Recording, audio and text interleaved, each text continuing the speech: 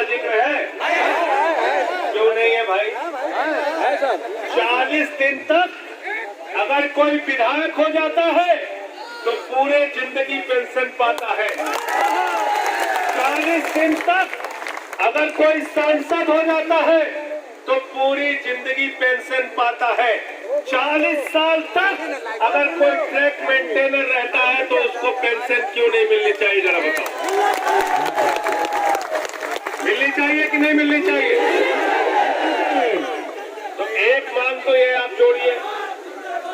और दूसरा, इस समय सबसे ज्यादा कर्मचारियों को सावधान रहने की आवश्यकता है। अपनी बात नहीं कर पाऊंगा तो कोई बात नहीं। सबसे ज्यादा कर्मचारियों को सावधान रहने की आवश्यकता है। और ये बात मैं क्यों कह रहा हूं?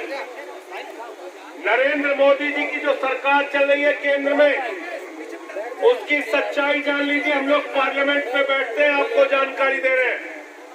भारत की सरकार ने 6.5 लाख करोड़ रुपए हिंदुस्तान की संपत्तियां बेचने का प्रस्ताव बजट में रखा है। कितना रखा है? 6.5 लाख करोड़।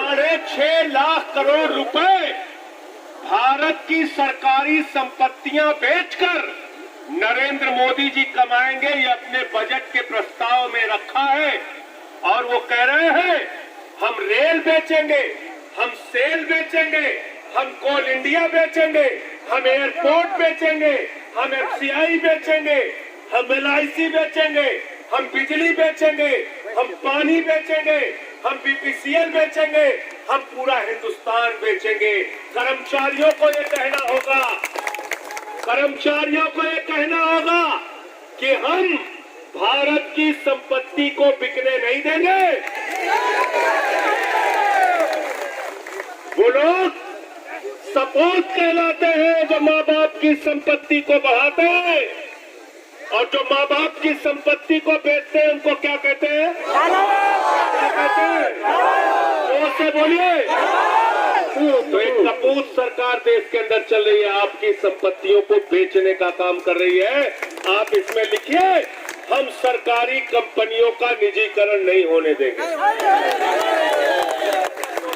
और एक चीज और याद रखना, यह आरक्षण की व्यवस्था अगर सरकारी विभाग ही नहीं रहेगा तो खत्म हो जाएगी अपने आप। फिर कहाँ रहेगी आरक्षण की व्यवस्था? अपने आप खत्म हो जाएगी। और अब तो सवर्णों को भी लड़ना पड़ेगा, क्योंकि तुम्हारा भी आरक्षण हो गया। इसलिए अब ये अगला पिछड़ा मत करना सब लोग। मोदी जी ने सवर्णों के लिए EWS का जो आरक्षण किया है वो भी खत्म कर देंगे अगर इसको अडानी को बेच दिया। एयरपोर्ट को बेच दिया, अडानी को बेच दिया। कहते हैं भारत माता की जय, हम भारत की रेलवे बेचेंगे। कहते हैं भारत माता की जय, हम कोल इंडिया बेचेंगे। अरे बेईमानो, भारत माता की जय भारत की संपत्ति बढ़ाने से होगी, बेचने से नहीं होगी। बेचने से नहीं होगी। एक कमजोरी हमारी इन मुसलमानों में पकड़ रखा है। एक कमजोरी से सबको बाहर निकलना पड़ेगा। कर्मचारी हो, मजदूर हो, किसान हो, नौजवान हो, व्यापारी हो, माताएं बहनें हो, जाति धर्म की कमजोरी से बाहर निकलिए और अपने मुद्दों पर लड़ाई लड़िए।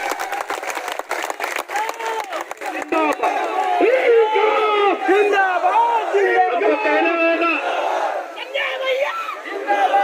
कि हम शिक्षा के नाम पर राजनीति करेंगे, हम स्वास्थ्य के नाम पर राजनीति करेंगे, हम सरकारी कर्मचारियों की एकता और उनकी तरक्की के नाम पर राजनीति करेंगे।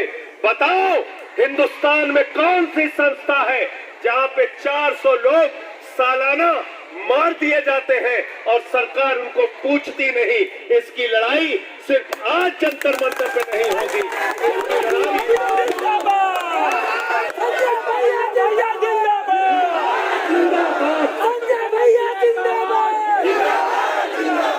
इसकी लड़ाई जब संसद का सत्र चले तो उस समय आप लोग आइए।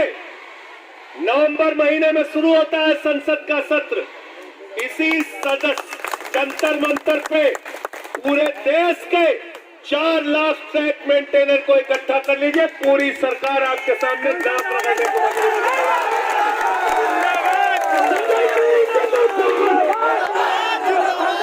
करके आपकी मांगे मानेंगे, याद रखना। और मैं तो विपक्ष में हूं, एक ही वादा आपसे करके जा रहा हूं, लाठी खाओगे लाठी खाऊंगा, जेल जाओगे जेल जाऊंगा। पार्लियामेंट में आपकी आवाज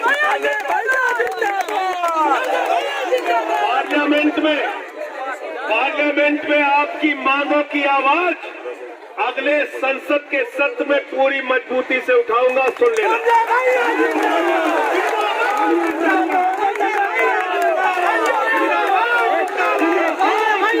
कोई ऐसा मुद्दा नहीं बचा, कोई ऐसा मुद्दा नहीं बचा जिसके मामले को लेकर मैंने पार्लियामेंट में आवाज न उठाई, और खास तौर से कर्मचारियों का मुद्दा।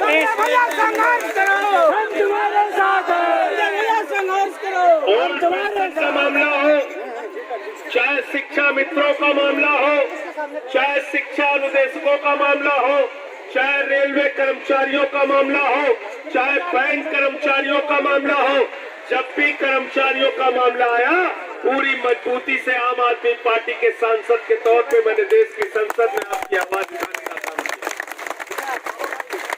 और जब यहाँ रामलीला के मैदान में ओल्ड पेंशन की बहाली को लेकर कर्मचारी आंदोलन पर बैठे थे, तो मैंने दिल्ली के मुख्यमंत्री अरविंद केजरीवाल जी से अनुरोध किया कि आप पुरानी पेंशन दिल्ली में बहाल कीजिए, और उन्होंने दिल्ली की विधानसभा में पुरानी पेंशन बहाल करने का प्रस्ताव पारित किया।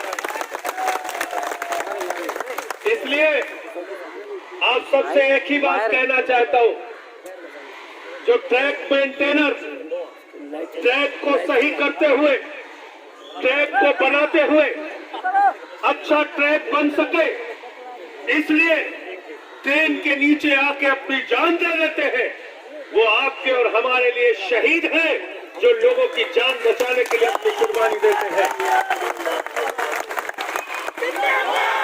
रेल के अंदर यात्री बैठकर अच्छी ट्रैक पे चल सके, इसलिए ट्रैक मेंटेनर अपनी जान की कुर्बानी दे देता है। और इसलिए मैं आपसे कहना चाहता हूं, वो अगर आपके लिए, हम सब के लिए शहीद है, तो जैसे दिल्ली की सरकार ने शहीदों के लिए 1 करोड़ की सम्मान राशि घोषित की है, जिसके साथ भी ऐसी दुर्घटना होती है, उनके परिवार के लिए 1 करोड़ की सम्मान राशि परिवार के लिए रेलवे की तरफ से मिलना चाहिए।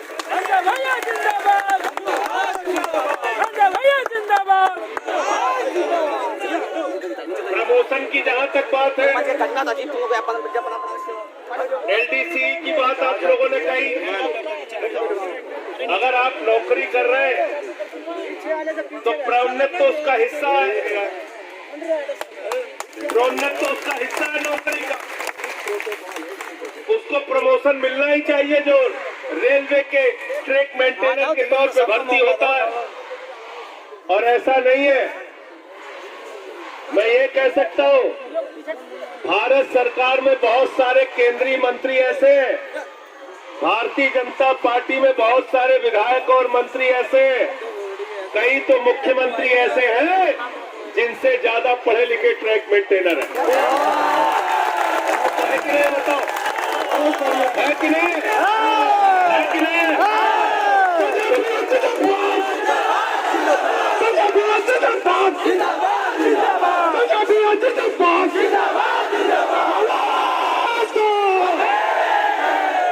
तो एक चीज बताओ, तुम 8वीं पास करके देश चला सकते हो और ये BA पास करके प्रमोशन नहीं ले सकते, ये कैसी बात है भाई?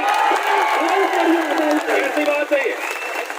तुम 8वीं 10वीं पास करके अंगूठा टेक होके भी देश चला सकते हो, मंत्री बन सकते हो, मुख्यमंत्री बन सकते हो, केंद्र सरकार में मंत्री बन सकते हो। अरे ये तो पढ़े लिखे लोग हैं, इनको भी प्रमोशन मिलना ही चाहिए।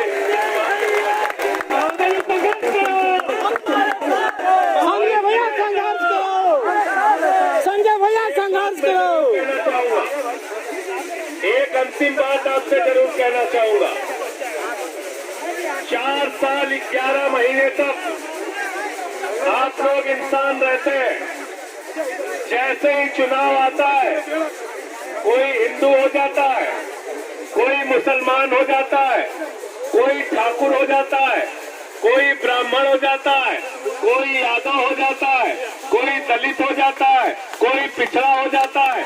ये काम बंद कर दो, ये काम अब नहीं चलेगा। सारे के सारे 4 लाख ट्रैक मेंटेनर कर्मचारी है, और जो हमारा हक नहीं देगा हम उसके खिलाफ वोट देंगे। तब डरेंगे तुमसे, तब करेंगे। इन बेईमानों को मैं अच्छी तरीके से जानता हूँ।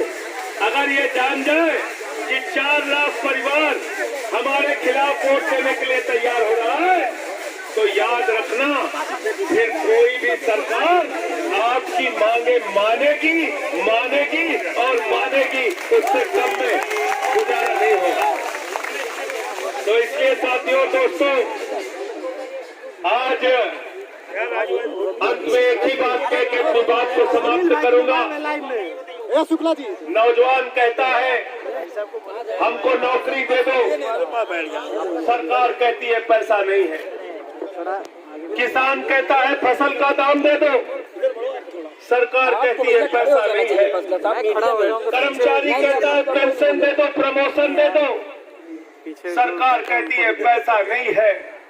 माताएं बहनें कहती है बच्चों का दूध महंगा हो गया, इसको सस्ता कर दो, थोड़ी महंगाई तो कम कर दो, सरकार कहती है पैसा नहीं है। ये पैसा गया कहाँ साथियों, याद कीजिए।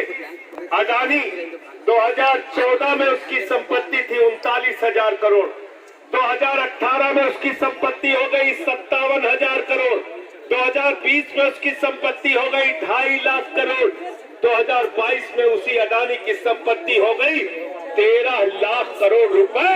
आपका पैसा इन पूंजीपति लोगों ने लूट रखा है, इनसे हिसाब लेना होगा, तब हमारी समस्याओं का समाधान होगा। संजय भैया जिंदाबाद, जिंदाबाद। एक अडानी के लिए 13 लाख करोड़ रुपए और ट्रैक मेंटेनर जो अपनी जान दे देता है, उसके लिए रक्षक यंत्र का पैसा नहीं, उसके लिए एलडीसी का पैसा नहीं, उसके लिए प्रमोशन का पैसा नहीं, उसके लिए पेंशन का पैसा नहीं। अभी भी आपको याद है? आप बताइए मुझे, उसको मुआवजा देने का पैसा नहीं, उसके लिए पैसा नहीं। अडानी को 2.5 लाख करोड़ रुपए बैंक से कर्जा मिला है। एक आदमी को दुनिया का दूसरे नंबर का अमीर बना दिया मोदी जी, और ट्रैक मेंटेनर गरीबी में, मुफलिसी में अपना परिवार चलाए। ये दोहरी व्यवस्था नहीं चल सकती। तुम अडानी को 2 नंबरी अमीर बना रहे हो, बनाओ भाई, 2 नंबरी अमीर बना दिया उसको, लेकिन ट्रैक मेंटेनर की भी समस्या आपको सुननी पड़ेगी और इसका भी समाधान करना पड़ेगा। अंत में मैं फिर कह रहा हूं, इसको अलग अलग राज्यों की राजधानी में रखिए। उसके बाद नवंबर के आखिरी सप्ताह में पार्लियामेंट की शुरुआत होगी।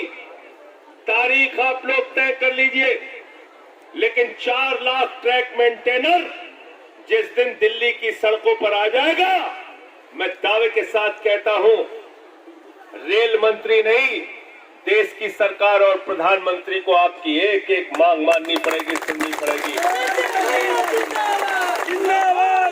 पार्लियामेंट के सत्र में क्या बोलूंगा वो सुन लेना।